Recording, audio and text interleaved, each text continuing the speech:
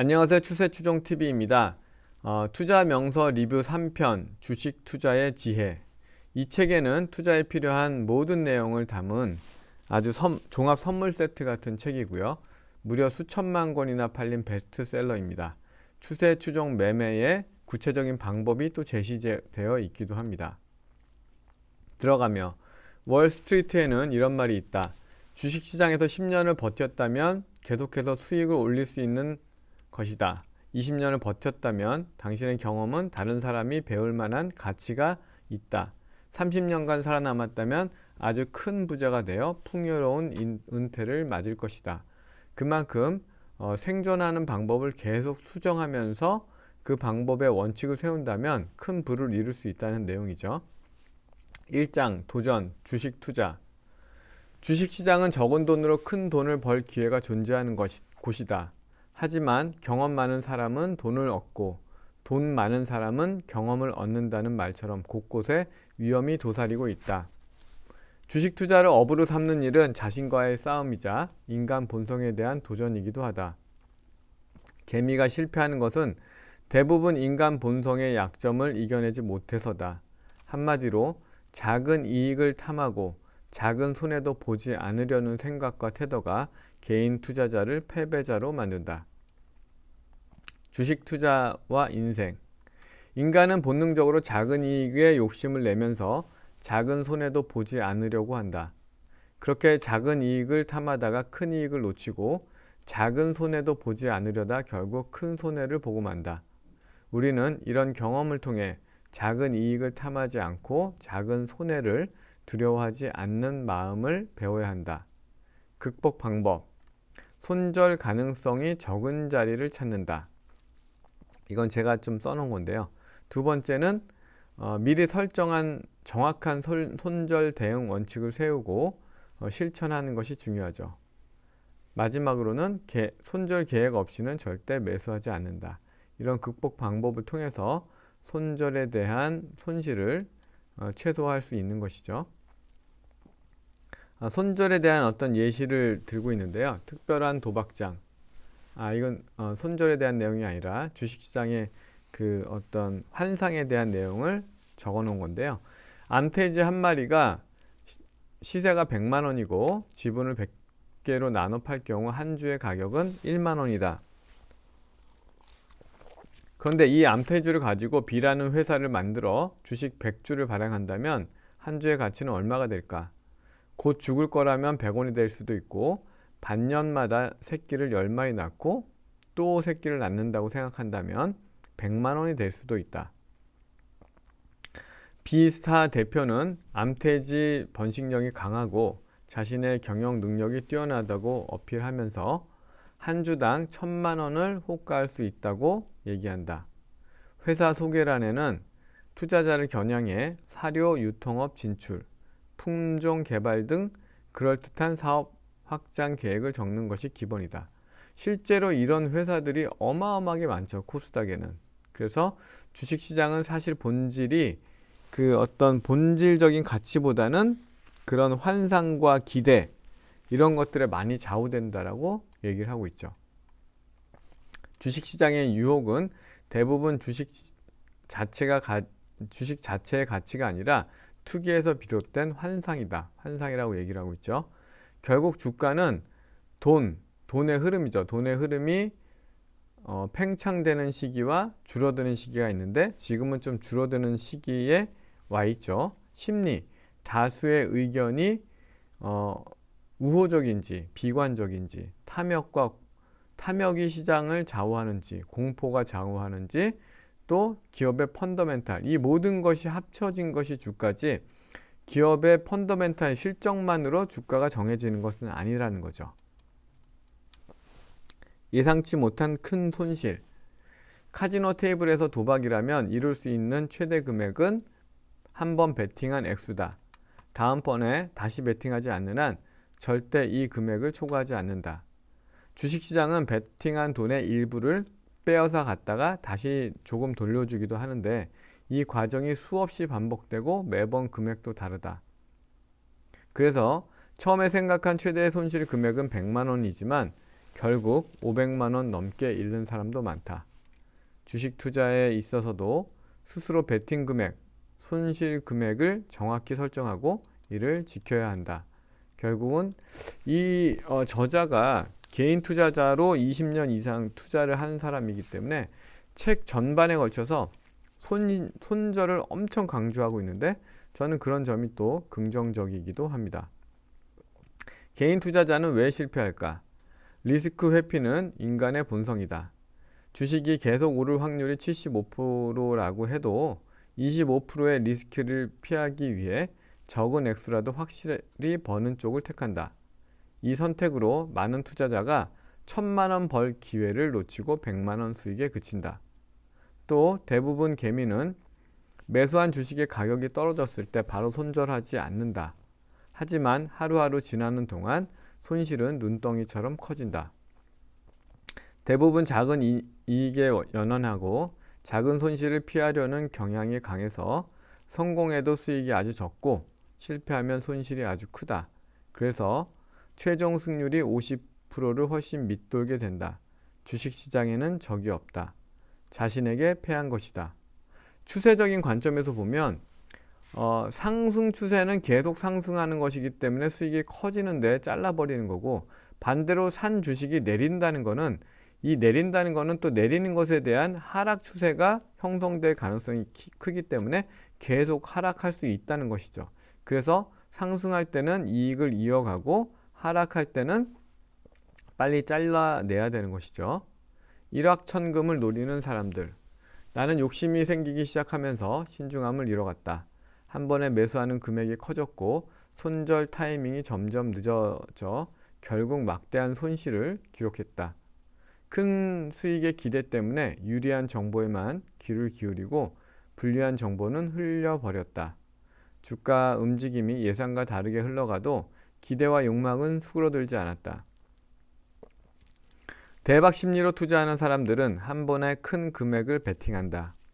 그리고 운이 따라주지 않아 주가가 하락하면 쪽박을 걱정하며 괴로워한다.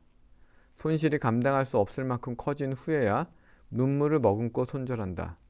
정상적인 주가 움직임에서 투자했다면 발생하지 않을 큰 손해다. 대박은 주식시장에서 가장 경계해야 할 대상이다. 대박 이후 생활 방식이 바뀔 것이란 기대, 신분 상승에 대한 환상과 허영심은 매우 위험하다.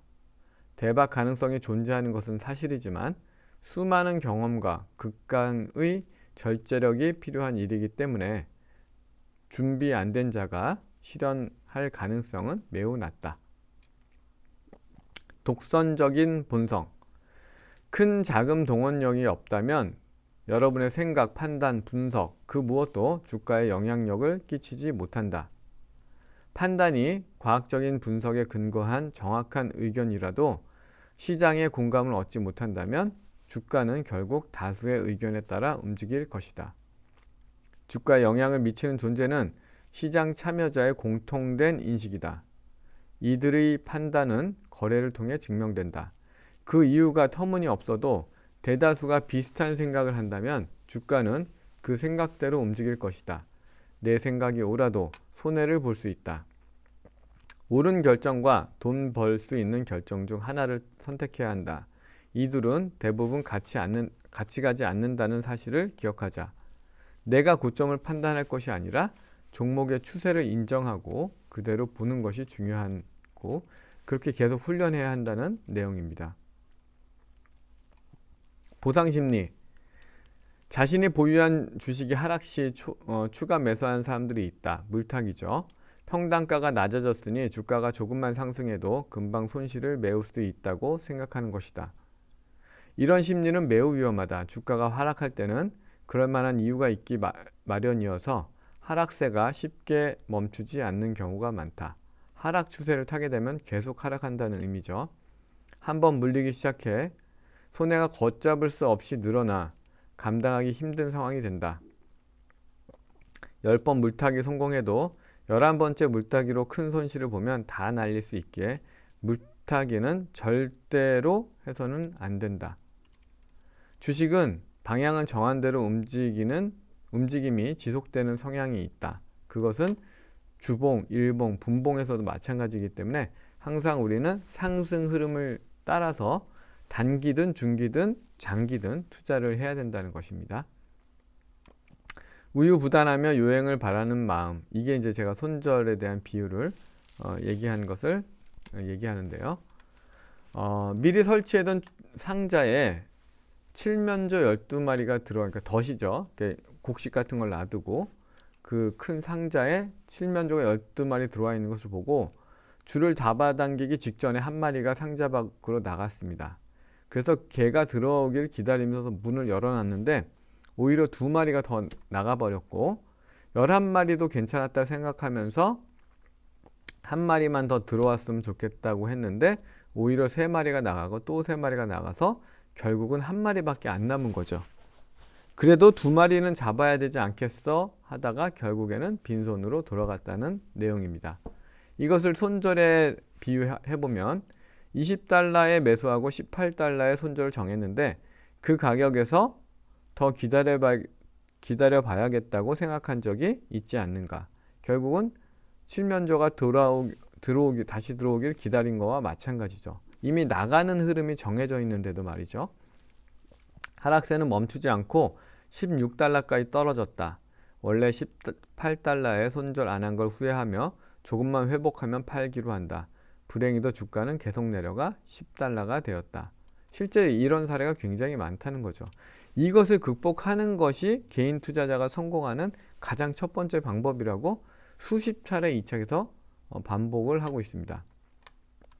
꼭 성공하겠다는 신념을 제외한 나머지는 모두 성공을 방해하고 있다고 보면 맞다. 주식시장의 습성을 파악한 후 확실한 기회가 왔을 때 상대의 급소를 정확하게 공격해야 성공할 수 있다.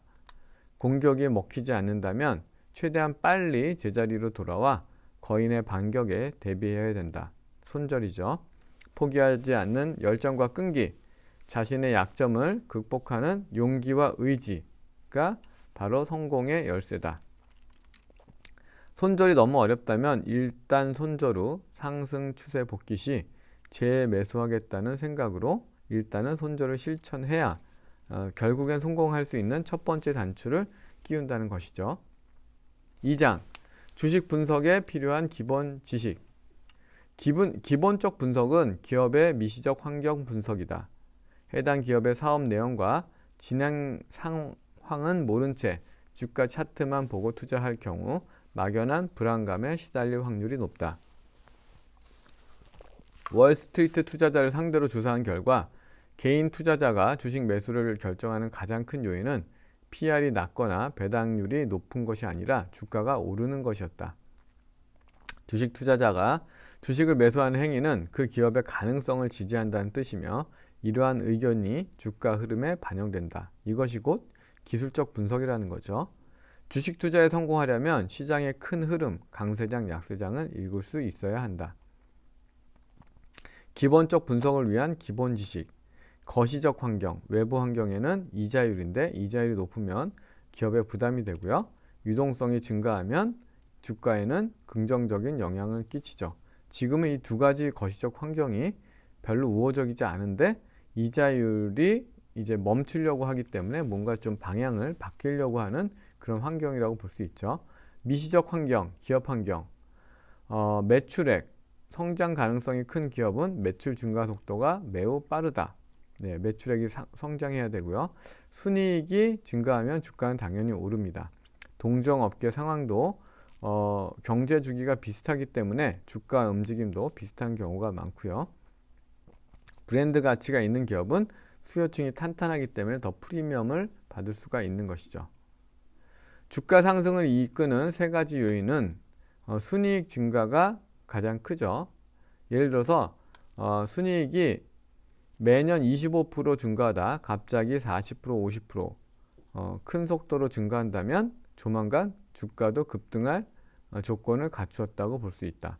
예를 들어서 뭐 2차 전지, 소재 관련 종목들 같은 경우를 보면 이런 경우가 되게 많았죠.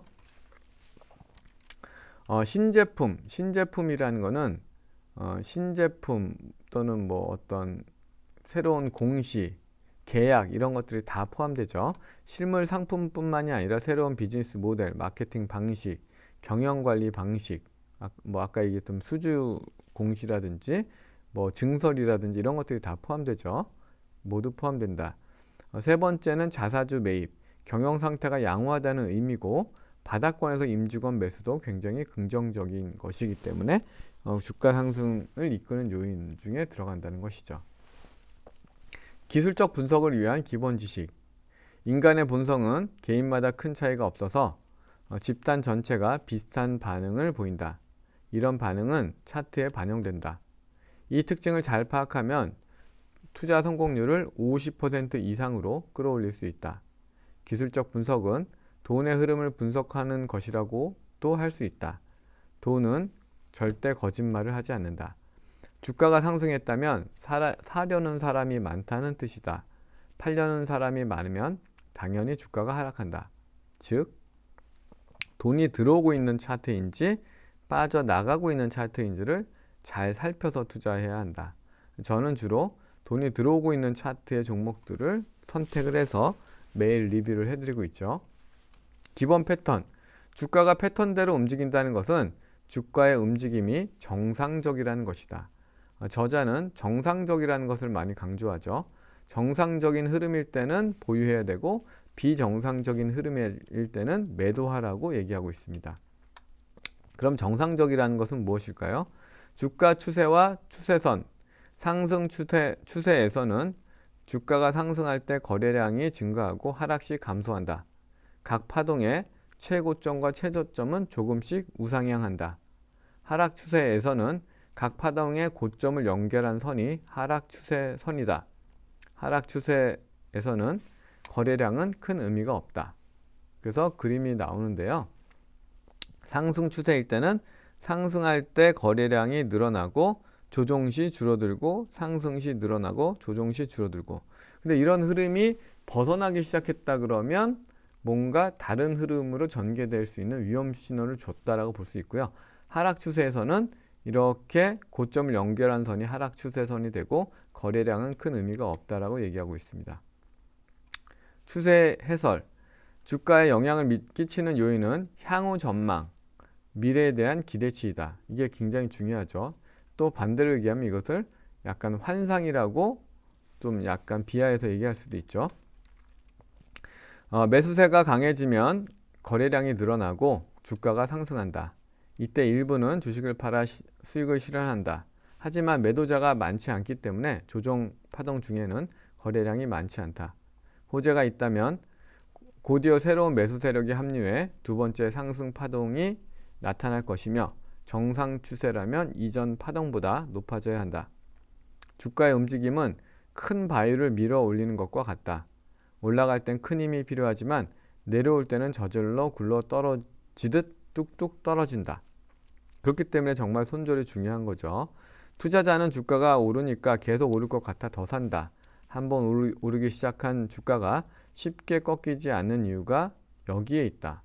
주가가 계속 오르니까 더 오를 것으로 생각하고 더 산다는 의미죠. 지지와 저항. 고점을 연결한 선이 저항선이고 파동의 저점을 연결한 선이 지지선이다. 이 간단한 내용이 저자는 가장 파워풀한 기술적 분석의 원리라고 얘기를 하고 있습니다. 해설. 대다수의 개인 투자자가 A 주식의 저가를 10,000원이라고 생각한다면 주가가 만 원으로 떨어졌을 때 매수 세력이 나타나 하락세가 멈출 것이다. 이런 식으로 10,000원일 때는 매수자가 많으니 오를 가능성이 크고 15,000원일 때는 매도자가 많아서 내려갈 수밖에 없다. 누군가가 기존의 매매 균형을 깨트리는 행동을 한다면, 특히 이들의 행동 규모가 크다면 연쇄 반응이 일어날 것이다. 저항선 돌파 후 기존의 저항선은 지지선이 되고 지지선 이탈 후 기존의 지지선은 새로운 저항선이 된다. 지지선이 깨지면 최저가 인식이 깨지면서 시장이 투자자를 배신한 셈이다. 지지선을 회복한다면 손절하지 않고 기다렸던 이들도 매도한다. 이래서 이 지지선이 깨지면 올라갔다가 다시 지지선이 저항선이 되면서 내려가게 되는 것이죠. 이중천장형과 헤드앤숄더형. 이중천장형일 때는 이렇게 직전 저점이 깨질 때가 매도를 해야 되는 것이고요. 헤드앤숄더형도 마찬가지로 이 두 번의 저점을 연결한 선이 깨질 때는 손절을 해야 된다는 것이죠. 반대로 이중 바닥형일 때는 직전 고점을 돌파할 때가 매수 타점이고요. 헤드앤숄더도 마찬가지로 이게 목선이죠. 예, 목선을 연결한 선을 돌파할 때가 바로 매수 타점이 되는 거죠. 그러니까 이거를 뒤집어 놓으면 바로 이렇게 되는 것이죠. 이중천정 헤드앤숄더 해설. 지난번 이 가격까지 올랐을 때 강한 매수세를 만나 강한 매도세를 만나 상승세가 꺾였는데 이번에도 같은 상황이 반복될까? 가능성은 두 가지 뿐이다. 지난번 최고가를 돌파하게 되면 추세가 유지되는 것이고요. 또는 돌파하지 못할 것이다. 그거는 추세를 이탈하는 것이기 때문에 이중 고점에서는 매도를 해야 되는 것이죠. 이중 천장형 차트는 매도 선택에 결정적 힌트를 제공하고 이중 바닥형 차트는 매수 선택에 결정적 힌트를 제공한다. 이동평균선. 200일 이동평균선으로 장기 추세를 50일 이동평균선으로 중기 추세를 판단한다. 주가의 단기 흐름을 판단할 때는 주로 주가와 거래량을 참고한다. 보통 200일 이평선 아래 위치한 주식은 매수하지 않는다. 물론 단기 매매의 경우는 예외다. 200일 이동평균선을 중요시 보고 있는데요. 저 같은 경우는 20주선을 중요하게 보고 있습니다. 그만큼 중요하게 보는 선들이 있죠. 종합적인 차트 분석. 이렇게 상승 추세를 이어가다가 이탈을 하게 되면 벌써 빨간불이 들어왔는데 그 중에서 이 직전 저점을 깨는 선을 이은 지지선이 깨진다면 당연히 매도를 해야 되는 거고요. 그게 삼중 천장형 차트의 매도 시점이고요. 헤드앤숄더도 비슷하죠. 이렇게 이미 추세에서 벗어난 영역인데 이 중에서 이 지지선을 깨게 되면 직전 저점을 연결한 선을 깨게 되면 매도를 해야 되는 시점이죠. 그러니까 손절 매도 있지만 익절도 되는 거고 또 주식 선물의 매도도 해당하는 것이죠. 반대로 추세를 타고 내려오던 주식이 이렇게 추세선을 넘어가서 직전 고점을 돌파하게 되면 매수 시점이 되는데 이 그림이 바로 현재 우리 코스피 지수의 차트와 거의 동일한 모습을 보이고 있기 때문에 이걸 돌파하느냐 다시 내려가느냐가 굉장히 중요한 시점이다라고 보여지고요. 이거를 종합해 보면 이렇게 해서 직전 고점을 돌파하는 시점은 매수가 되고 또 횡보 후에 저항선을 돌파해도 추가 매수가 되고 고점권에서 이 세 개의 봉우리 3봉이죠. 3봉을 3천이죠. 3천과 그렇죠. 3산이죠. 3산이죠. 그 혼마가 얘기했던 3산의 저점을 깨고 내려올 때는 매도 시점이고요. 왜냐하면 이렇게 봉우리가 3개 만들면서 다양한 여기에 매매의 의견들이 치고받고 하면서 심리가 담겨 있는데 그 지지점을 깼다는 것은 매도 시점이 되는 거고요. 또 이렇게 내려오다가 하락 추세선을 돌파하고 직전 고점을 돌파하는 시점이 재매수가 되는 것입니다. 그래서 이런 것들이 몇 개 안 되지만 이것이 임계점이고 굉장히 중요한 내용이라고 강조를 하고 있죠. 주가의 움직임은 축척기와 상승기와 피로기, 하락기로 나눌 수 있는데요. 축척기는 일종의 회복기이고 경제 재고를 줄이면서 경제 회복에 대비하는 단계고요. 상승기는 경제가 회복되고 이익이 늘어나고 그러면서 상승세가 이어가는 단계입니다.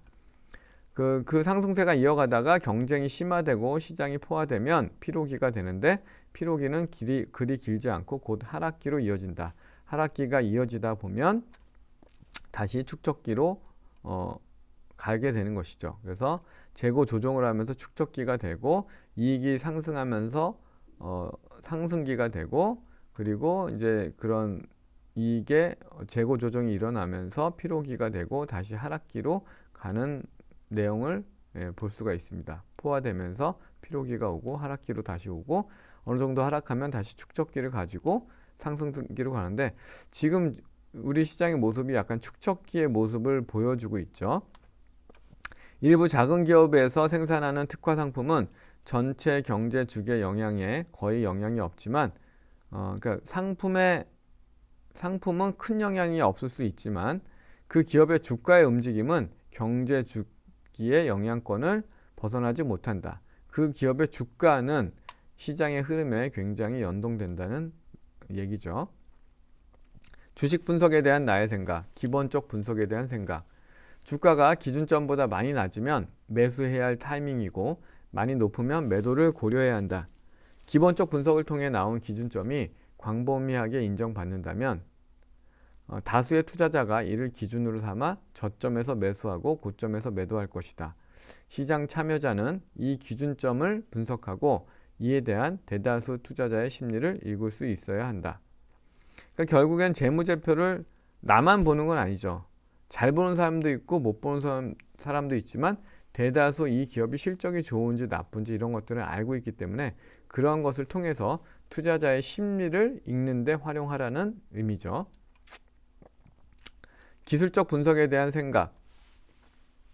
매매를 결정할 때 주로 기술적 분석을 참고하고 있으며 한마디로 차트 몇 가지로 먹고 사는 셈이다. 독서는 얇은 것에서 두꺼운 것으로, 두꺼운 것에서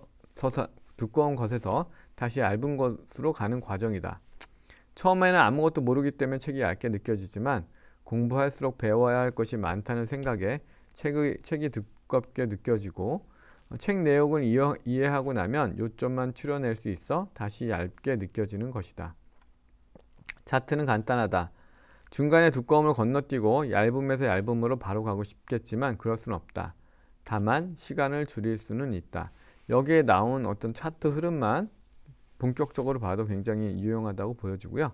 기술적 분석은 개별적으로 보면 별 효과가 없다. 기술적 차트의 흐름 플러스 시장의 흐름 그리고 기업의 어떤 상황, 시장의 어떤 상품 분석까지 종합적으로 고려해야 한다. 그리고 동종업계의 흐름, 테마의 흐름 이런 것들을 같이 봐야죠. 그리고 이런 기술적 분석은 손절매 판단에도 매우 유용하다. 지지선을 깨면 바로 손절이죠.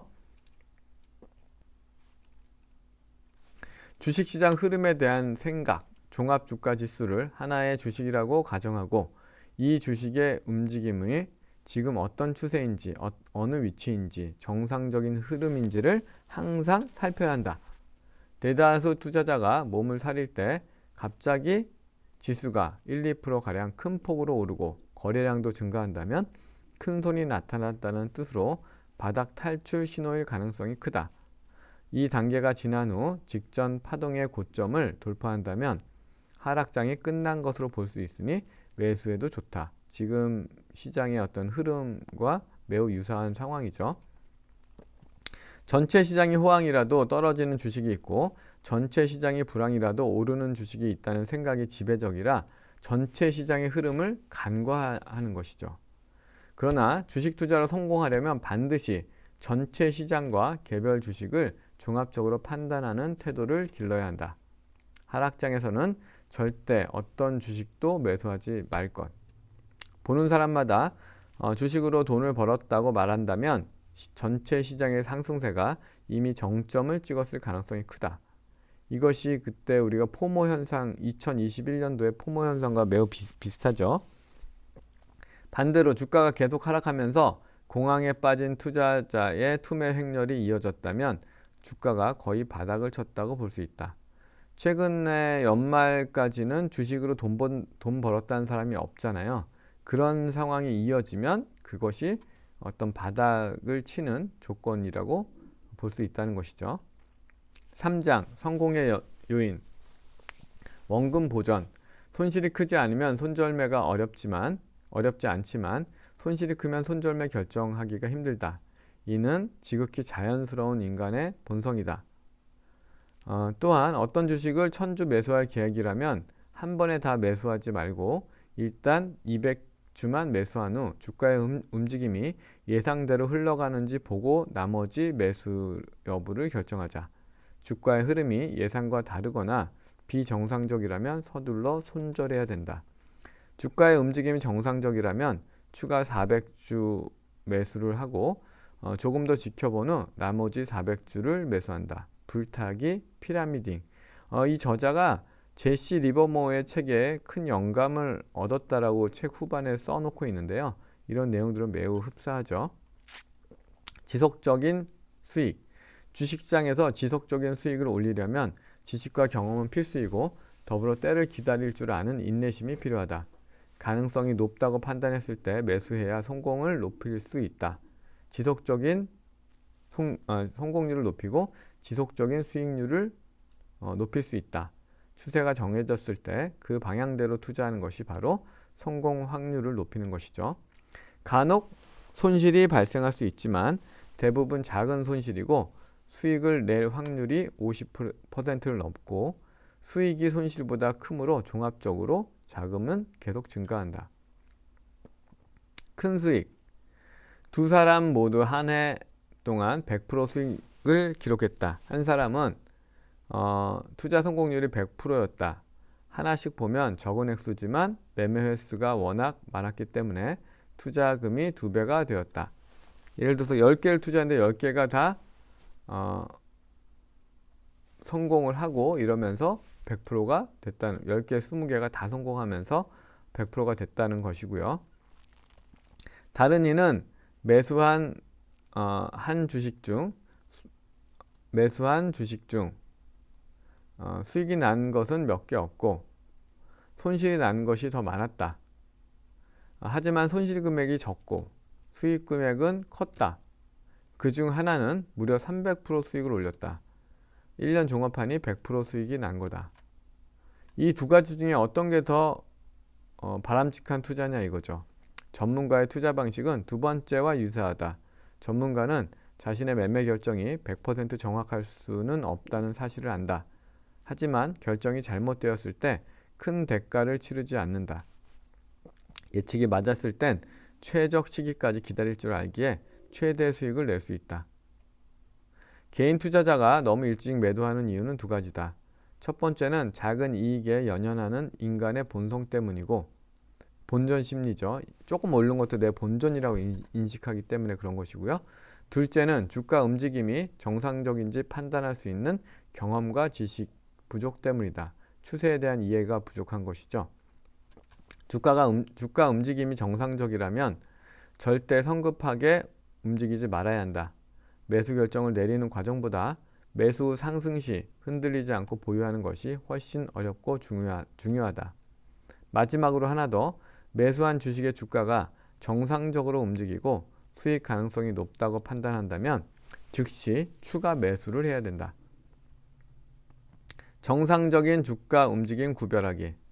일정 구간 안에서 등락을 반복하다가 어느 방향으로든 일단 새로운 추세가 시작되면 비교적 일정한 흐름을 이어간다. 이 흐름선을 최소 저항선이라고 부른다. 추세선이죠. 올라갈 때는 저점을 이은 선, 내려갈 때는 고점을 이은 선이죠. 오르는 시기의 가장 큰 특징은 거래량 급증이다. 정상적인 상승 추세라면 소폭 조정 후 더 큰 상승세가 나타난다. 정상적인 조정 단계에서 지레 겁을 먹고 서둘러 매도하는 것이 초보자가 전문가와 가장 다른 부분이다.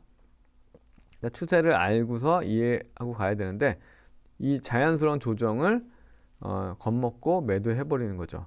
추세에 따른 판단은 월스트리트의 원칙이자 대다수 전문가의 원칙이기도 하다. 그래서 정상적인 흐름에서는 이렇게 상승 시에 거래량이 늘어나고 또 조정을 받지만 추세선에서 지지가 되면서 상승을 하고 이렇게 올라가는 흐름을 보이죠. 근데 비정상적인 흐름이라는 것은 뭐냐면 이 추세선을 이탈하고 원래 고점과 저점과 고점을 높여야 되는데 고점을 높이지 못하고 똑같거나 더 낮게 되면은 쌍봉을 만들면서 또 쌍봉을 만들자마자 파는 방법, 또는 이 추세선을 이탈해서 저점을 이탈하면서 매도하는 방법, 두 가지 매도 방법이 있을 수가 있겠죠. 그것이 바로 비정상적인 주가의 흐름을 이해하고 손절매하는 방법이 되겠습니다. 위험신호 감지. 매일 연속으로 급등과 급락을 반복하는 것은 정상적인 흐름 움직임이 아니다. 일단 비정상적인 움직임이 포착되었다면 계속 예의주시하며 매도를 준비해야 한다. 큰 손들은 개미보다 정보력이 뛰어나기 때문에 신제품 개발, 영업이익 증가 등 관련 소식을 빠르게 입수한다. 주식을 이미 매수한 큰 손들은 이 호재가 주가에 충분히 반영되었다고 판단하면 매도를 준비한다. 큰 손들은 역할이 끝난 주식을 대량 매도할 때 바보들을 끌어들여 높은 가격으로 주식을 처분한다. 주가 폭등은 바보들을 끌어들이는 가장 좋은 방법이다. 우리는 주식시장의 흐름을 쫓을 뿐 흐름을 이끌 수는 없다. 위험 신호가 감지되면 절대로 망설이지 마라. 혹시나 하는 기대와 환상에 빠지지 말고 즉시 발을 빼야 한다. 어느 정도 시간이 지나 정상적인 움직임을 회복한 후에 다시 시작하면 된다. 철로 위를 걷다가 저 앞에서 기차가 달려오는 것을 발견했다면 어떻게 하겠는가? 당연히 옆으로 피했다가 다시 걸으면 된다. 잠시라도 망설이면 목숨을 잃을 수 있다. 이 상황은 주식 투자에도 적용된다. 그러니까 내리는 흐름일 때는 잠시 피해야 된다는 뜻이죠. 성공한 주식 투자의 공통점. 끝까지 포기하지 않는 불굴의 정신. 부는 느닷없이 정신없이 빠르게 몰려온다. 내가 힘들어하던 그때는 대체 어디에 숨어 있을까? 하늘이 한 사람에게 큰 일을 맡기려 할 때는 먼저 그 마음을 괴롭게 하며 그 몸을 수고롭게 하고 그 자신을 궁핍하게 한다. 너무 힘들어 포기하고 싶은 순간에 인내력을 발휘해 조금 버티는 것이 성공의 비결이다. 그러니까 이런 힘든 과정을 겪는 것이 결국에는 성공으로 가는 어떤 마지막 단계라고 생각하고 이겨내야 된다라고 얘기를 하고 있습니다. 시장의 게임을 즐겨라. 돈은 이 게임에서 승리했을 때 자연스럽게 나오는 부수적인 결과물일 뿐이다. 강한 인내와 의지. 주식 투자가 지루하다 보니 초보 투자자는 흥분과 자극을 느끼기 위해 새로운 것을 찾는다. 그래서 단기 매매를 많이 하는데 나중에 계산해보면 흥분과 자극의 대가가 생각보다 크다는 사실을 알게 될 것이다. 성공 가능성이 있지만 매우 힘들다라고 얘기를 하고 있고요. 사자는 오랫동안 숨어서 사냥감을 지켜보며 기다리다가 확실한 기회가 왔을 때 뛰쳐나간다. 정확한 시기, 최적의 환경, 올바른 방법, 이 세 박자가 맞아야 원하는 결과를 얻을 수 있다. 4장 언제 사고 팔까? 여기서 이제 기술적 분석 그리고 임계점에 대한 아주 정확한 내용들이 나오고 있으니까 주의 깊게 보시면 좋겠습니다. 언제 살까 기본 원칙. 매수 지점 결정의 가장 중요한 부분은 손절매 지점 설정이다. 주가 움직임이 예상과 다를 때 어느 지점에서 손절매 할 것인지 매수하기 전에 미리 정해 놓아야 한다. 상승 추세 종목이라면 지지선 바로 아래 손절매 지점을 설정한다. 주가는 기업의 반년 후 혹은 더 미래의 발전 가능성을 반영한 결과라는 것이 월스트리트의 보편적인 견해다. 기본적 분석을 통해 투자할 종목을 찾아내고 매매를 결정할 때는 기술적 방법을 이용한다. 나는 언제나 승률이 높은 지점에서 매수한다. 손실을 볼 때는 손실 금액을 최소화하고 수익이 났을 때는 수익 금액을 최대화하고 손절매 원칙을 지켰다. 이 방식을 유지하면 원금은 시간이 지날수록 반드시 늘어난다. 반드시 늘어난다고 얘기하고 있죠. 승률 높은 자리, 상승 추세에서 공략하고 손실이 났을 때는 짧게 끊고 수익은 길게 가져가면 반드시 계좌는 늘어날 수밖에 없습니다. 사실상 임계점을 찾는 것이 매수 기술의 전부라고 할 수 있다. 이 책에서는 임계점을 보여주고 있는데요. 한번 볼게요. 첫 번째 임계점은 상승 추세에서의 매매 타이밍인데 이렇게 상승하는 주가가 이렇게 올랐다가 조정을 받았다가 다시 오르면서 전고점을 돌파하는 시점이 매수 지점인데요. 손절은 어디서 하느냐면 두 가지 지점이 있습니다. 첫 번째는 A라는 이 전고점 바로 아래에서 손절하는 거는 굉장히 타이트한 손절이 될 수가 있고요. 조금 더 여유 있는 손절은 B 지점, 즉 이 전 파동의 저점 부근에서 손절하는 것이 이제 두 번째 손절 지점이죠. 이거는 이제 선택을 할 수가 있는데 더 타이트한 거는 1번, 조금 더 여유가 있는 것은 2번이라고 볼 수 있는데 전체적으로 힘이 강하다 그러면 손절 지점을 2점으로 하는 것도 괜찮고요. 굉장히 고점으로 좀 가고 있는 인식이라면 손절 지점을 1로 정하는 것도 방법이 되겠습니다. 상승 추세에서의 매매 타이밍. 직전 고점 A를 돌파하면 적절한 매수 타이밍이다. 이후 주가가 상승한다면 매수가는 있고 주가 움직임이 정상적인지에 집중해야 된다. 추세를 타고 가는지를 집중하라는 얘기죠. 손절매 지점은 주가가 직전 저점 밑으로 떨어졌다면 반드시 손절매해야 된다. 정상적인 상승 추세라면 새로운 파동이 직전 파동보다 높아져야 한다. 주가가 A까지 올라갔다가 B 아래로 떨어졌다면 이때부터는 상승 추세라고 볼 수 없다. 반드시 발을 빼고 관망하면서 새로운 기회를 기다려야 한다. 단기적인 매매도 마찬가지죠. 뭐냐면 직전 파동의 저점을 깬다는 것은 무조건 매매해야 된다는 것이죠. 그리고 이제 직전 고점이 이게 지지가 되는데 지지가 안 된다 그러면 일단은 빨간불이 들어온 거고요. 이렇게 내려간다면 빨간불이 들어온 거고, 심지어 직전 저점까지 깬다 그러면 이거는 무조건 매도다, 이렇게 얘기를 하고 있죠. 두 가지 지점을 반드시 유의 깊게 봐야 되는 것이고요. 저항선과 지지선에 따른 매매 타이밍.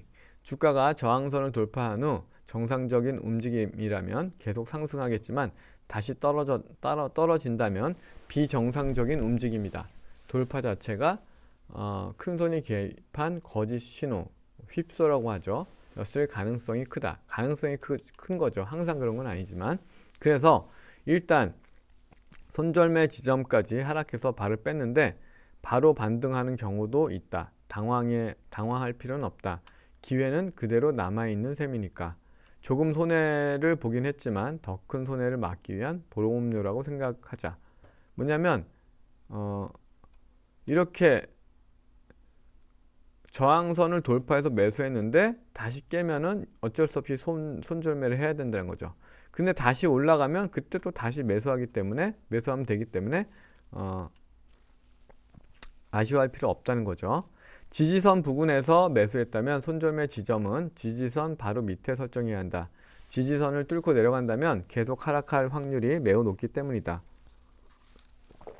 지지선에서 매수했다면 손절매 지점은 지지선 아래에 둬야 되고, 이런 내용들은 단기 매매나 중장기 매매나 다 마찬가지이기 때문에 단타에도 매우 유용하게 참고할 만한 내용이 되겠습니다. 이중천장형과 역회된 숄더.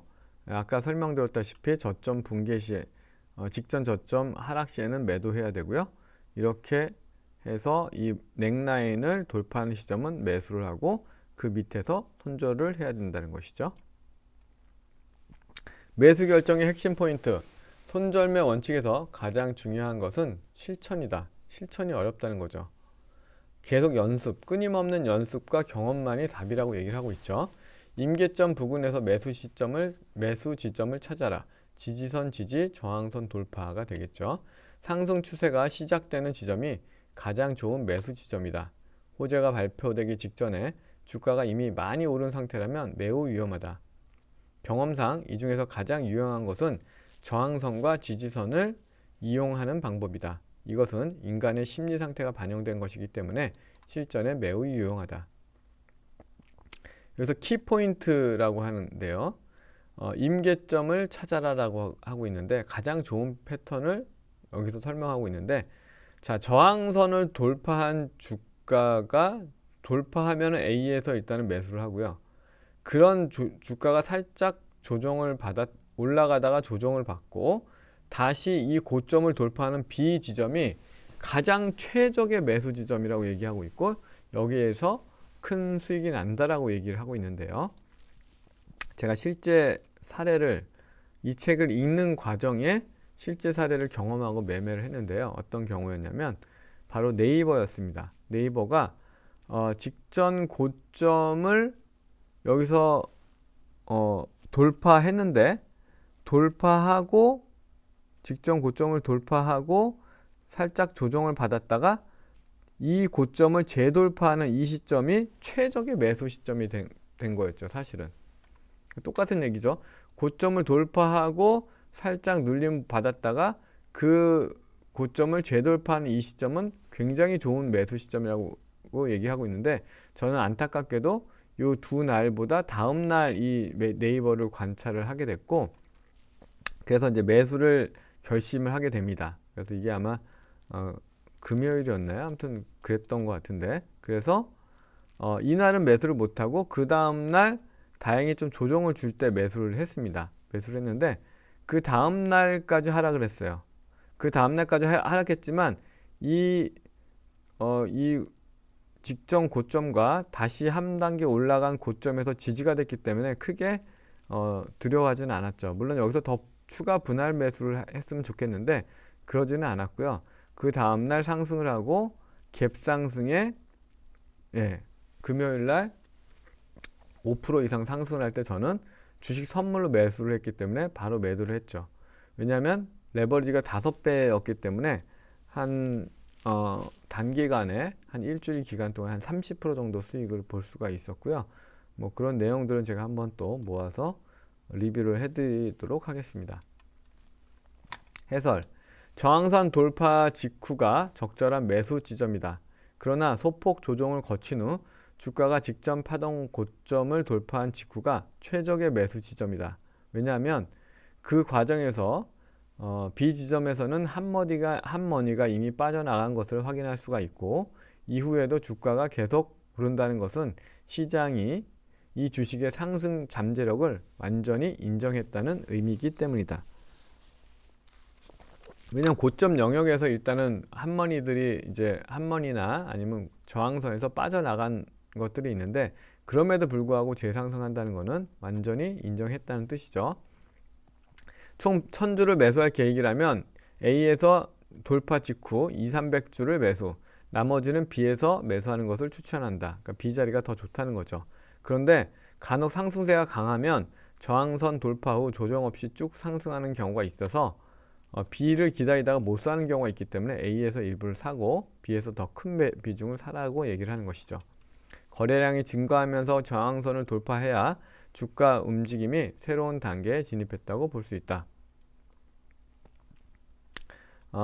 다음 패턴은 지지선 이탈 후 지지선 재돌파할 경우의 모습인데, 지지선을 이탈했으면 일단은 여기는 매도 시점이죠. 사실은 지지가 안 됐기 때문에 매도 시점인데, 손절이 아니라 내가 이런 종목을 지켜보고 있었다 그러면 지지선을 돌파한 종목은 매수해야 되지는 않지만 다시 재돌파하고 요 직전 고점을 돌파하는 이 시점, 회복 후 직전 고점을 돌파하는 시점은 매우 좋은 매수 타점이라고 얘기를 하고 있습니다. 여러분이 큰손이고 주식을 많이 보유하고 있는데 곧 호재를 발표할 것이라는 내부 정보를 입수했다면 어떻게 행동할까? 주식을 매도해 일단 지지선 밑으로 떨어뜨리면 투매 현상이 나타날 가능성이 높다. 이때 싼 값에 다시 매수를 시작한다. 이때 투매를 일으키고 싼 값에 다시 산다는 얘기죠. 경험상 주가가 지지선 밑으로 떨어졌다가 바로 거래량이 급증하면서 단기간에 지지선 위로 반등한다면 절호의 매수 기회로 봐도 좋다. 실제로 이런 사례는 많이 경험했는데 10중 8구 성공했다. 매우 높은 확률로 성공했다는 패턴이 바로 이 패턴이죠. 지지선 붕괴 이후 다시 회복하고 전고점을 돌파하는 시점이죠. 큰 손들의 매수 형태는 조용히 매집하거나 티나게 움직여 개인의 공황성 매모를 유도하거나 이다. 전자의 경우 거래량이 증가하지만 눈에 띌 정도는 아니고 주가가 서서히 상승하며, 후자의 경우 개인 대다수가 매도 시점, 지지선 붕괴라고 생각을 하게 된다. 큰 손들의 매도 방식은 어떨까? 주식을 더 매수하기 위해 주가를 상승시키면 상승 추세라 판단한 개인들이 몰려올 것이다. 혹은 차트상에 최적의 매수 지점이 나타나도록 만든다. 차트를 만든다는 뜻이죠.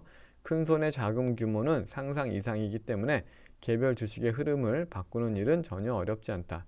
그렇기 때문에 이 흐름을 예상했지만 그 흐름이 틀렸을 경우에는 대응을 해야 된다는 것을 끊임없이 얘기하고 있죠. 그러나 큰손이 주가에 끼치는 영향은 대부분 단기적이라는 것은 뭐 한두 달 정도를 의미하겠죠. 이기 때문에 크게 신경을 쓰지 않아도 된다라고 큰 추세를 따라갈 때는 큰 의미가 없다라는 또 얘기도 하고 있고요. 종목 선택 과정 1단계 먼저 주식 시장 전체 흐름을 봐야 된다. 전체 흐름이 좋지 않다면 성공 확률은 크게 떨어진다. 2단계 주도 업종이 무엇인지 파악해야 된다. 주도 업종은 상승하면 주가가 100% 이상 오르기도 하지만 주도 업종이 아닌 경우는 상승력이 약해 20% 수준에 멈춘다. 3단계 주도 업종 안에서 주도주를 찾아야 한다. 업종의 대표 기업이거나 히트 상품이나 특허권을 보유한 기업이다. 위 세 단계를 신중하게 거치면 성공 확률이 높은 순간에 상승 잠재력이 가장 높은 주식을 매수할 수 있다. 시장을 살피고 주도 업종을 살피고 그 안에서 주도주를 찾는 그런 흐름을 계속 연습해야 되는 것이죠. 그러면 주도주를 어떻게 찾을 것인가? 똑같이 상승 추세를 시작했을 때 이 4-8이 저항이 훨씬 약하므로 이것이 바로 주도주가 된다는 것이죠. 왜냐하면 이거는 싼 것 같지만 물려있는 매물들이 많아서 저항이 크다는 거죠. 그래서 제가 작년 연말에 올해 상승할 종목을 제시하면서 레인보우 로보틱스를 그 당시에 제시를 했는데 그 이유가 다른 로봇주는 다 이런 모습이었고 레인보우만 이런 모습이었기 때문에 그 종목을 픽했는데 어마어마하게 상승을 했죠. 횡보 기간이 길면 많은 사람들이 견디다 못해 손절매하고 떠난다. 축적기가 길수록 고점에서 물린 사람이 적다고 볼 수 있으므로 상승 추세가 되었을 때 저항이 작아진다. 이 기간이 길면 길수록 빠져나갔기 때문에 올라갈 때 저항이 덜하다는 뜻이죠. 언제 팔까? 매도 지점 선택. 주가 움직임이 정상적인 동안에는 매도하지 말아야 한다. 주가가 1년 이상 최소 저항선 위에서 움직이는 경우는 거의 없다. 큰 추세의 시작과 끝을 정확하게 맞추는 것은 불가능하므로 한 전체 추세의 70% 정도만 올려도 굉장히 훌륭한 결과다. 상승 추세가 끝나고 조정을 거치면 크게 하락하기도 하기 때문에 이 단계를 피하는 것이 좋다. 내가 주식을 갖고 있지 않는다면 지금 매수할까라는 이 질문에 아니라고 대답한다면 바로 매도해야 된다. 이 매도의 굉장히 중요한 판단 결정 중 하나죠. 그러니까 내 본전하고는 상관없고 주식을 봤는데 하락 추세라 그러면 하루라도 빨리 매도하는 것이 유리하다라고 얘기하고 있죠. 기술적 핵심은 계속 반복되는 내용이죠. 이런 쌍봉에서 저점 붕괴 시 매도, 또 삼산에서 저점 붕괴 시 매도, 그리고 이동평균선은 일종의 추세선이기 때문에 어떤 의미 있는 이동평균선을 깨는 시점도 매도 시점으로 볼 수 있습니다.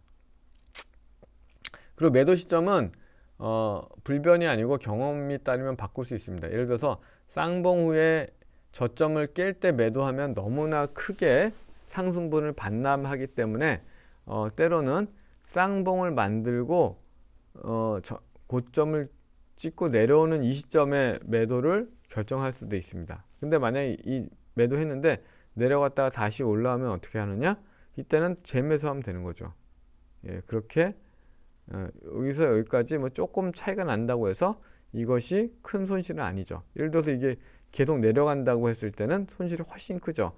여기서 요만큼의 가격 차이는 얼마 되지 않는 것이니까요. 매도 지점 선택을 위한 원칙. 첫 번째, 위험 신호를 놓치지 마라. 지금 팔아야 할 때라는 경험적 직감은 많은 수업료를 지불한 후에 생기는 법이기 때문에 즉시 따라야 하고요. 원금 보존이 제일이기 때문에 일단 주가가 상승했다면 손절매 지점도 매수가보다 높은 지점을 올려서 원금을 보호해야 하는 것이고요. 손실을 최소화해라. 손절매 지점은 10% 이내로 설정해야 한다. 나는 매수한 당일의 최저가를 손절매 지점으로 설정하는 방법을 선호한다. 매수 지점이 정확했다면 상승 추세를 시작했다는 뜻이므로 매수 당일 저가 아래로 떨어지는 경우는 거의 없었다. 단타인 경우에도 마찬가지죠. 내가 샀는데 그날 저가 아래로 떨어진다 그러면 그거는 무조건 매도가 맞는 것이죠. 주가가 예상보다 많이 올랐다면 일단 매도하라. 단기간 급등할 때가 있다. 이런 경우에는 첫 번째 전환점, 즉 당일 종가가 당일 시가보다 낮았다면 바로 매도하는 것이 좋다. 음봉의 출현이죠. 고가에서. 거래량이 급증하는데 오르지 않는 종목은 위험하다. 주가가 꽤 상승한 상태에서 거래량이 급증했는데 주가는 계속 제자리 걸음이다. 이것은 누군가가 매도량을 늘렸다는 뜻이다. 실전을 통해 오류를 확인했다면 즉시 인정하고 수정해라. 그러다 보면 자신에게 가장 잘 맞는 방법이 완성될 것이다. 거래량은 늘었는데 고점에서 횡보한다는 것은 떠넘기기라고 봐야 된다는 얘기고요. 좋은 방법을 정한 후 끈기 있게 지속해라. 주식시장은 항상 순환하기 때문에 장기 상승 추세가 다시 나타났을 때 전력을 다해 투자하면 된다. 추세를 따르라고 했지 추세를 예측해서 투자하라고 하지 않았다. 추세를 관찰하고 오를 것이라 생각해 매수했는데 왜 손절매를 해야 하는가? 예측이 맞고 주가가 정상적이라면 수량을 늘려야 하고 예측이 틀리고 주가의 흐름이 비정상적이라면 빨리 매도해서 손실을 줄여야 한다. 그러니까 추세가 형성된 것으로 봤지만 정상적인 흐름이 아니라 비정상적일 때는 손실을 줄여서 추세가 영원하지 않다는 것을 인정해야 된다는 것이죠. 5장 월스트리트의 교훈, 리스크 분산. 도박처럼 짜릿한 재미를 원하거나 일확천금을 꿈꾸며 큰돈을 베팅한다면 조만간 처참한 실패를 맛보게 될 것이다. 10번 운이 좋았어도 11번째에도 운이 좋으란 법은 없다. 리스크 대 리턴 비율이 1대3 이상 차이가 날 때 자금을 투입해야 된다. 만약에 손실이 3%라면 수익은 9% 이상이 돼야 된다는 뜻이죠. 초보자의 가장 큰 문제점은 조급합니다. 큰 돈을 베팅해 단번에 부자가 되고 싶어 한다. 하지만 돈은 쫓을수록 멀어지는 법이다. 매수가는 잊어라. 이 말은 최소 3년 이상 실전 경험을 쌓으며 여러 번 수업료를 내보지 않으면 실천하기 어려운 일이다. 위험 신호가 감지되어 곧 하락할 것으로 예상된다면 주식을 보유할 필요가 없다. 주가가 떨어지면 매도하는 순간 손실이 현실화되기 때문에 어떻게든 피하고 싶은 것이다. 하지만 미룰수록 더 큰 대가를 치러야 한다. 계속 노력해야 한다. 매수가는 잊어라. 그래야 정확한 순간에 올바른 판단을 내릴 수 있다. 10만원 손절을 할 것을 그대로 놔뒀다가 300만원, 500만원 더 큰 손해가 올 수도 있는 것이죠. 잦은 매매를 피해라. 어느 정도 시간이 지나고 경험이 쌓이자 돈 벌 기회는 매일 오는 것이 아님을 깨달았다. 놀고만 있을 수 없어서 매수 버튼을 눌렀을 때는 손실을 보게 된다. 또한 매매를 선택할 때 크고 작은 심리 부담으로 감정이 낭비되기 때문에 집중력이 분산되어 오히려 중요한 기회를 발견하지 못할 수 있다. 그러니까 가격 손실도 이런 계좌 손실도 중요하지만 집중력 분산이 더 큰 기회를 놓치게 된다는 것이죠. 유심히 주가 움직임을 관찰하다 보면 승산이 70%쯤 되는 기회가 거의 매일 보인다. 하지만 대부분 눈속임이다. 무료함을 이기지 못해 기회가 보일 때마다 매매 버튼을 누르면 수수료만 손해보는 것이 아니라 투자 성공률도 크게 떨어질 수밖에 없다. 그러니까 이 주가의 움직임보다 시장의 움직임, 주가의 움직임, 그 다음에 그런 업종에 대한 움직임 이런 것들을 종합적으로 보고 매매를 해야 된다는 것이죠. 수익이 손실로 변하게 하지 마라. 원칙을 지키지 않아 수익 후 매수가 이하로 떨어진 후에 손절매하는 일이 없도록 해야 된다. 이것이 얼마나 후회스러운 일인지는 잘 알고 있을 것이다. 만약에 만원에 산 게 12,000원까지 올랐다면 11,000원 정도에는 익절 지점을 정하는 것이 좋다. 10%는 여유 있게 해야 상승 추세가 계속될지 판단하고 지켜볼 수 있기 때문이다. 조정폭이 10% 이상이라면 정상적인 상승 추세라고 볼 수 없다. 싸다는 이유로 매수하고 비싸다는 이유로 매도 말라. 하락 추세의 주가 바닥이 어디인지는 아무도 알 수 없다. $40에 사서 $20까지 떨어졌다면 하락 추세다. 하지만 $10까지 더 떨어졌다가 $20로 상승한 상황이라면 이야기가 달라질 것이다. 주가가 많이 올랐다는 이유만으로 매도하지 않길 바란다. 주가의 천정은 아무도 모른다. 주가 상승 추세가 정상적일 때는 절대 매도하지 말라. 정상적, 비정상적을 매우 강조하죠. 정상적인 건 추세를 따라가고 지지를 받고 이런 내용들을 의미하죠. 반드시 계획대로 실행해라. 주식 투자에서 절대적으로 맞고 틀린 방법은 없다. 감당할 수 있는 리스크 범위에 맞는 기준을 세우고 단호하게 실행하는 것이 중요하다. 경험을 쌓아가며 계속 수정 보완해야 한다. 나사년 계단을 오를 때 한 바퀴를 돌아도 제자리인 것 같지만 실제로는 조금씩 올라가는 것과 같은 이치다. 하루빨리 원칙을 세워라. 주식학교의 수업료는 상상 이상이다. 주식 대가의 비법. 조지 소로스. 그는 투자 아이디어와 기회를 신문에서 얻었다.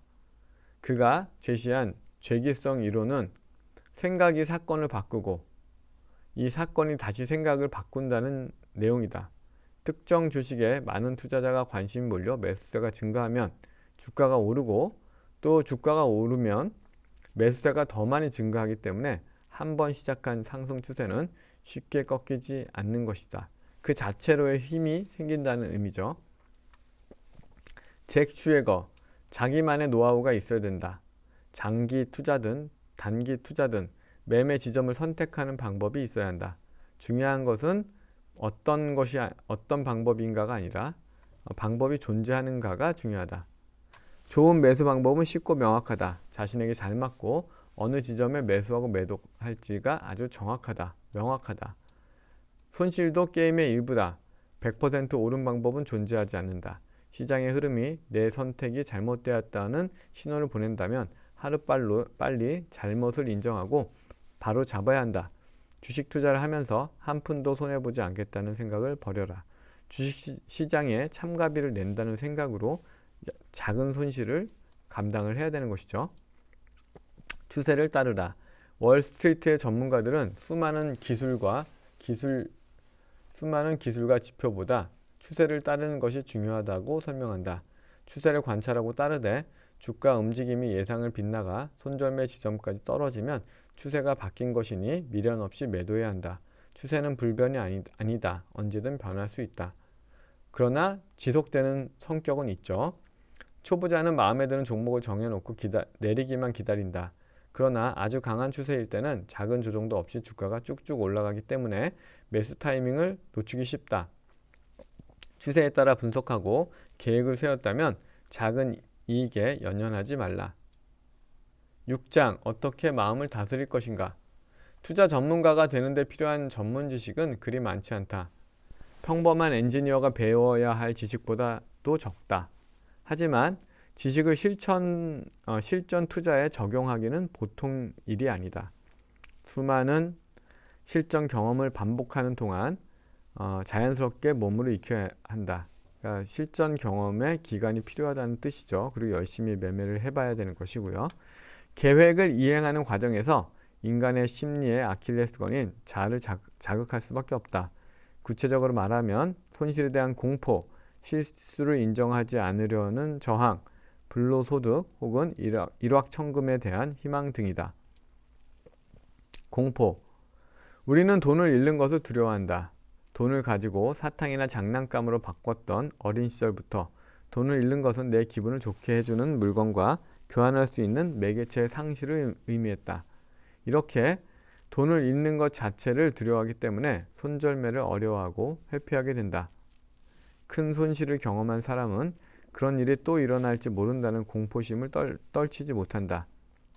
정상적 조정 단계임에도 겁을 먹어 바로 매도한다. 그래서 많은 투자자가 상승이 이어지는 도중에 빨리 매도함으로써 $50,000를 벌 기회를 $5,000밖에 벌지 못한다. 과거의 쓰라린 경험이 추세, 시장 흐름, 차트 분석 등에 제대로 집중할 수 없게 만든다. 끊임없는 공부로 극복을 해야 되는 것이죠. 탐욕. 10,000원짜리 주식을 3,000주 샀다고 하자. 이후 15,000원까지 오르면 처음부터 1,000주를 살 걸 하는 생각이 든다. 동시에 20,000원까지 치솟는 상상을 하며 3,000주를 추가 매수한다. 얼마 뒤 주가가 14,000원까지 떨어졌다. 150만원 수익이 180만원 손실로 바뀐 것이다. 원래 최초 투자 계획이 300주였고 미리 정해둔 추가 매수 지점이 왔다면 추가 매수해도 좋다. 그러나 추세가 바뀌거나 위험 신호가 감지되면 바로 발을 빼야 한다. 희망. 주가가 자신에게 유리한 방향으로 움직이기를 바라는 마음이 크면 시장 흐름을 객관적으로 바라볼 수 없다. 주가는 여러분의 희망대로 움직이지 않는다. 여러분이 매수한 주식시장은 누군가가 희망이 없다고 매도한 것임을 잊지 말라. 주식시장이 나를 편애할 것이라는 기대도 절대 금물이다. 그래야 할 이유가 전혀 없으니 말이다. 이 주식을 갖고 있지 않다면 추가 매수할 것인가? 아니라면 당장 매도해라. 이 방법은 두 가지 효과가 있다. 첫째, 작은 손실이 큰 손실로 이어지는 것을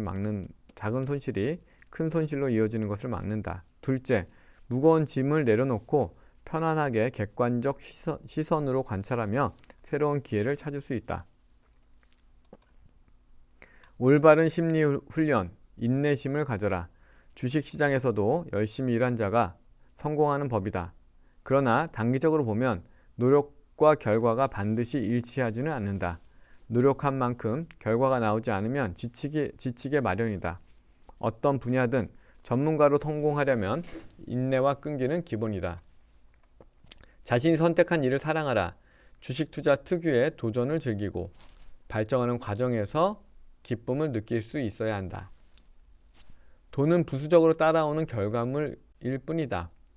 돈이 목적이라면 금방 후회하게 된다. 이런 과정을 즐기고 발전 과정에서 행복을 느끼라는 얘기죠. 올바른 심리를 기르려면 원칙과 계획을 따르면 기쁨이, 따르지 않으면 고통이 찾아온다는 사실을 깨달아야 한다. 처음 손절매 원칙을 배울 때 손실 상태에서 주식을 파는 고통을 어떻게 견딜 수 있는지 이해하기 힘들 것이다. 하지만 작은 손실이 큰 손실로 변해가는 과정을 몇 번 경험하고 그 과정에서 더 큰 불안과 고통을 체험하면서 손절매가 얼마나 중요한지 알게 된다. 손절매 원칙을 처음 실행할 때는 정말 힘들고 고통스럽지만 경험이 쌓일수록 자연스럽게 당연한 절차로 인식하게 된다. 주가 움직임의 이상 징후를 발견하고 손절매를 안 하면 밤잠을 이루지 못하는 것이 당연하다. 이 모든 것이 주식 투자를 배워가는 과정이다. 자신의 문제를 인지했다면 고치려고 노력해야 한다. 이를 위해서는 끊임없이 관찰해 오류를 발견하고 잘못한 것을 반성해야 한다. 이것이 바로 매매일지를 작성하는 것이라고 볼 수 있죠. 시간이 흐르고 경험이 쌓일수록 시장이 어느 방향으로 흘러갈지 자연스럽게 감을 잡을 수 있게 된다. 특정 주식을 사고 싶을 때 이렇게 자문해봐라. 주가 움직임이 상승 추세인가? 최근 발표한 신제품이 있는가? 시장 전체가 상승장인가? 하락장인가? 주가 움직임과 거래량 변화가 정상적인가? 이런 것들이 확률을 높여주는 내용들이 되겠죠. 7장 큰 기회를 잡아라. 예, 거의 다 왔네요. 조지 소로스가 공개한 돈 번 비결, 이게 굉장히 중요한 내용인데요. 경제사는 환상과 거짓말에 근거한 드라마다. 경제사의 연역 과정은 진실한 대본에 기초한 것이 아니지만 막대한 부를 쌓을 수 있는 길은 닦아놓았다. 그 방법은 환상을 제대로 인식하고 그 안에 뛰어든 다음 대중이 환상의 실체를 알아차리기 전에 게임에서 빠져나오는 것이다. 이것이 주식시장의 본질이라고 얘기하고 있는데 굉장히 큰 울림을 주죠. 버블이 부풀어 오르는 초기에는 언제나 환상적인 이야기로 듣는 사람이 무한한 상상을 하게 만든다. 부자가 되고 싶다는 욕망이 투자자의 돈을 투자하게 만드는데 거래량 증가와 주가 상승으로 나타난다. 주가 상승은 더 많은 사람의 관심을 끌게 된다. 붕괴 직전 주가는 며칠 만에 2배 또는 그 이상으로 오르고 또 급등할까 두려워 맹목적으로 주식을 매수하는 투자자도 늘어난다. 이런 버블을 우리는 인지하고 뛰어든 다음에 빨리 빠져나오는 것이 큰 돈을 번 비결 중에 하나라고 또 얘기를 하고 있죠. 이런 광풍 버블의 특성을 한번 볼게요. 최근에 로봇이나 AI 종목을 보면 비슷한 내용들이 나오죠. 메타버스도 마찬가지고요. 믿을 만한 아이디어나 상품이 빠른 성장으로 이어져 큰 부를 가져온다. 시중에 유동자금이 넘쳐난다. 이런 자금이 특정 영역에 집중되면 눈덩이 효과를 가져온다. 아이디어는 간단하면서 복잡한 특성을 가져야 한다. 좋은 생각이라고 느낄 만큼 간단해야 하지만 증명하기 힘들 만큼 복잡해야 된다. 그렇지 않으면 버블은 부풀지 않는다.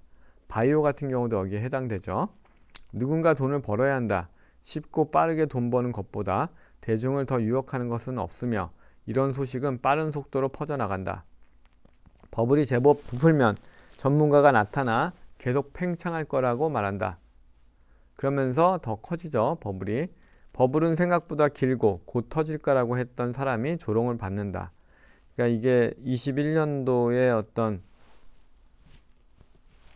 부동산 버블 상황하고도 또 비슷한 부분들이 많죠.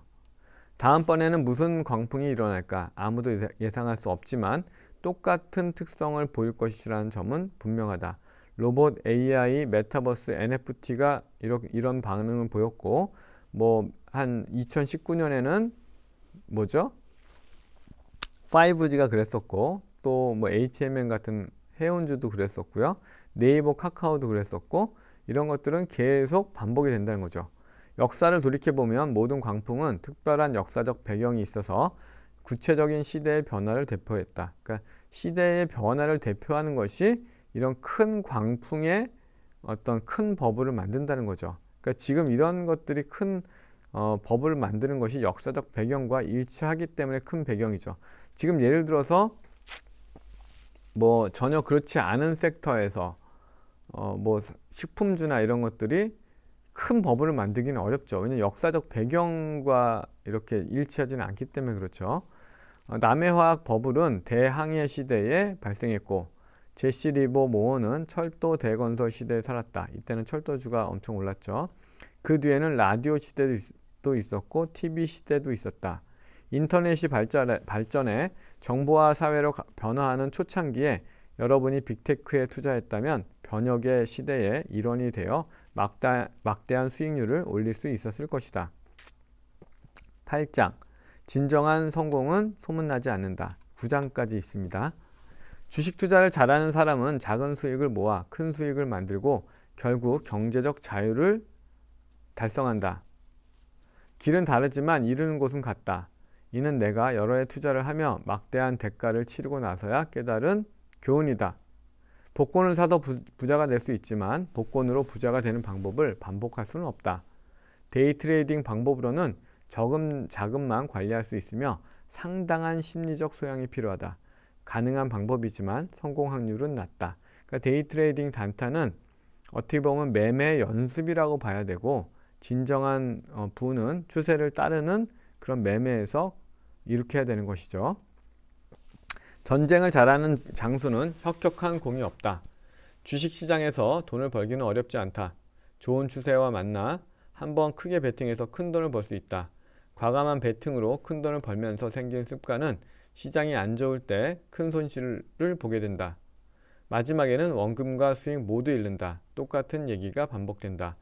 아까 조금씩 먹은 A와 한 번에 크게 300%를 먹은 B 중에 B가 좋다고 했지만 그 B는 한 종목에 몰빵을 한 게 아니라 분산 투자한 것 중에 하나가 대박이 난 걸 뜻하기 때문에 결국에는 이렇게 몰빵하는 이런 투자가 굉장히 안 좋다는 얘기고요.